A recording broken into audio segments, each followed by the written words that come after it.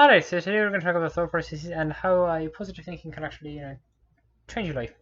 Alright, so I've been listening to this guy, Zig Ziglar, for a while now, and I've been reading a book, some books by a different guy, Leo Biscaglia, and it's quite encouraging. It actually kind of changes your life, kind of how you look at things and how you actually do things. Or sometimes you're just kind of like a juxtaposition, like that. But of course, there's a lot to learn about in the whole process. Not just the whatever. The whole course of things, literally just positive thinking can change your life. Help you to change and seek your goals out and be able to actually pursue your dreams. Just thought I'd put that in there for a minute and just be like, oh, this is something that's worth want to talk about, and something I actually like to get into at some point as well. And just a little bit of encouragement, of course. And there's a lot of things that are to learn and a lot of things to do in life. I think as the Lion King said it best, there's more to do than can ever be done. What to see than can ever be seen, and what to do than can ever be done. Of course, what they're talking about there is, there's more to see in the world than you can ever actually go and see, and there's of course more to be done. You can't do everything. I choose to do this because I enjoy it. And I hope to do more of it and more of it as time goes on. It'd be great to make money off it, but if I never do this, alright too. I do it for free. That's the funny thing. I think if you do something for free, you're doing the right thing, because you truly enjoy it, and that's just how the world works. I've been listening to a lot of motivational things, and it's wonderful and great. But carrying on from that, though, let's talk about something totally different. You see,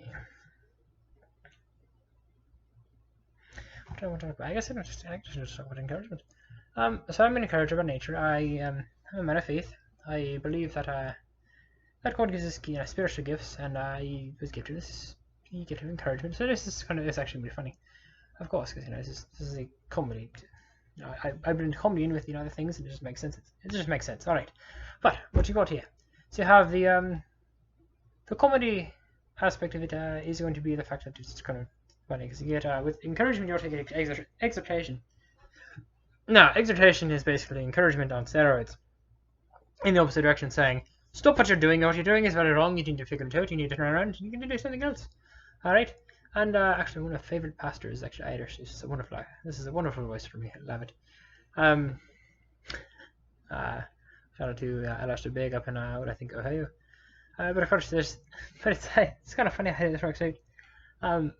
So exhortation. Everyone's like, hey, don't judge me. I'm a Christian. Don't judge me. I was like, well, that's kind of what the gospel says to do. Though, is to call each other out in love. And, not just that though. There's a lot more to it than that. It just gets a little bit complicated. Everyone's like, oh, you can't call me out. You can't judge me. I was like, well, of course I can't judge you if you're not in the faith. If you're not in the faith, I can't judge you. I'm not going to judge you.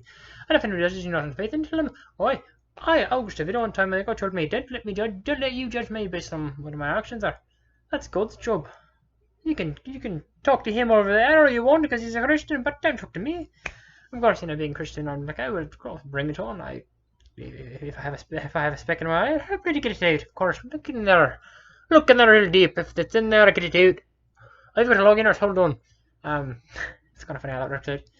But I think it's very interesting that we have such a lacking of faith in the Christian what America is such a wonderful place, but at the same time they very much lose.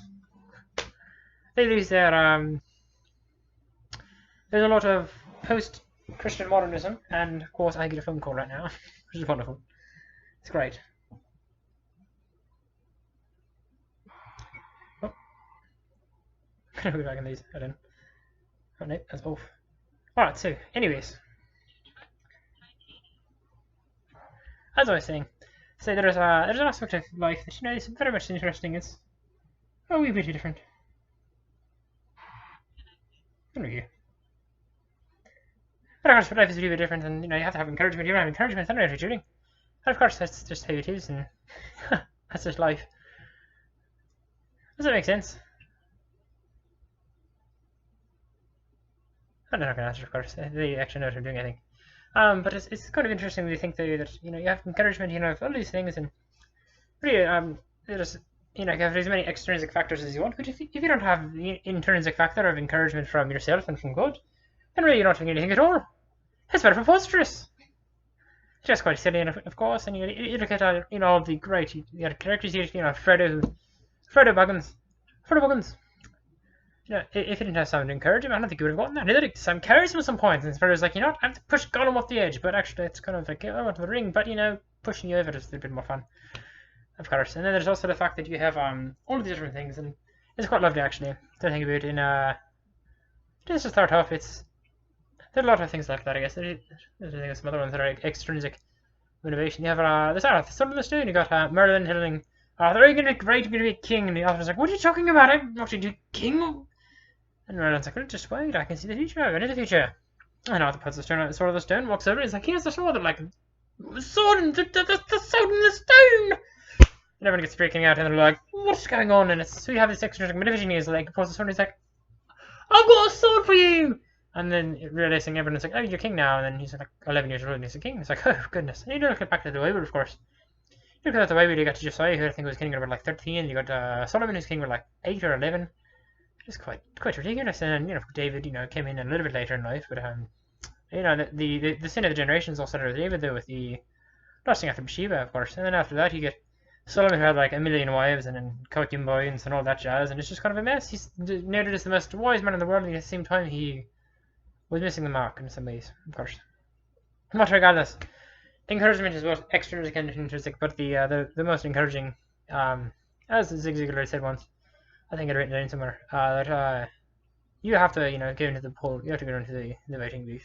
You have to turn around, you know, close the curtain. This is a very private matter.